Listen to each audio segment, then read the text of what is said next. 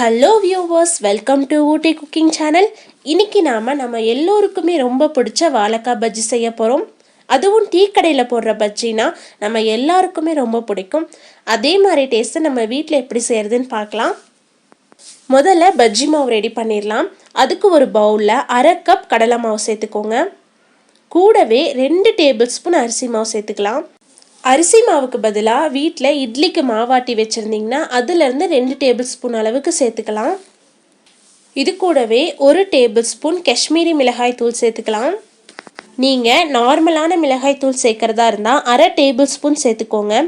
கூடவே 1/2 டீஸ்பூன் பெருங்காயத்தூள் சேர்த்துக்கலாம். தேவையான அளவு உப்பு சேர்த்துக்கோங்க. சேர்த்துட்டு இது எல்லாத்தையுமே நல்லா கலந்து விட்டுருங்க. இப்போ கொஞ்சம் கொஞ்சமாக தண்ணி சேர்த்து நல்லா திக்கான பேஸ்ட்டாக கலந்து எடுத்துக்கலாம். கட்டிகள் எதுவும் இல்லாத மாதிரி பார்த்துக்கோங்க. நல்லா திக்கான பேஸ்ட்டாக கலந்து எடுத்துக்கோங்க. நான் சோடா உப்பு சேர்க்கலை. நீங்கள் சேர்க்குறதா இருந்தால் இந்த ஸ்டேஜில் ஒரு பிஞ்ச் மட்டும் சோடா உப்பு சேர்த்துட்டு நல்லா கலந்து விட்டுருங்க.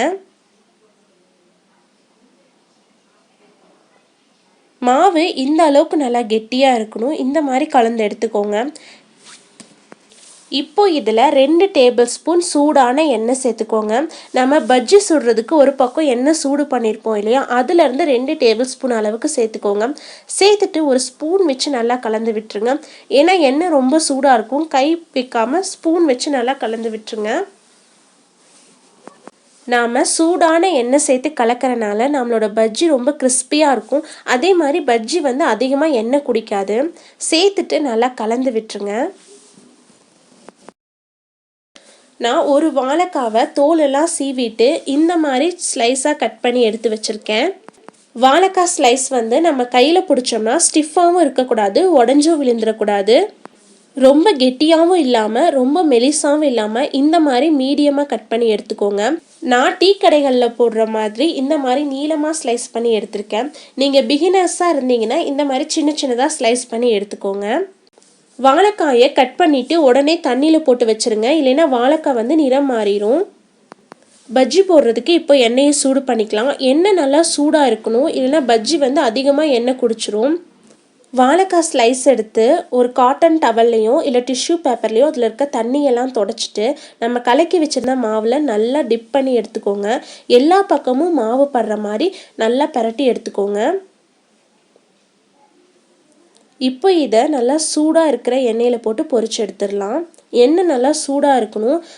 அடுப்பை மீடியம் ஹை ஃப்ளேமில் வச்சு பொரிச்செடுங்க. ஒரு பக்கம் நல்லா செவந்து வந்தோடனே திருப்பி போட்டு 2 பக்கமும் நல்லா பொரிச்சு எடுத்துருங்க.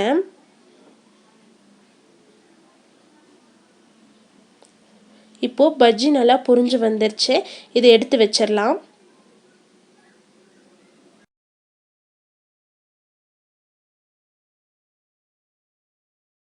இப்போது அதே மாதிரி மீதம் இருக்க எல்லா வாழைக்காயும் மாவில் நல்லா பரட்டி எடுத்து எண்ணெயில் பொரிச்சு எடுத்துருங்க.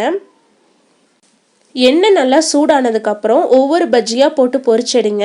அதே மாதிரி அடுப்பை மீடியம் ஹை ஃப்ளேமில் வச்சுக்கோங்க.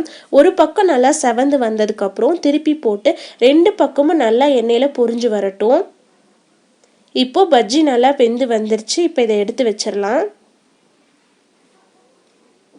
அவ்வளோதான், நம்மளுடைய டேஸ்டான வாழைக்காய் பஜ்ஜி ரெடி ஆயிடுச்சு.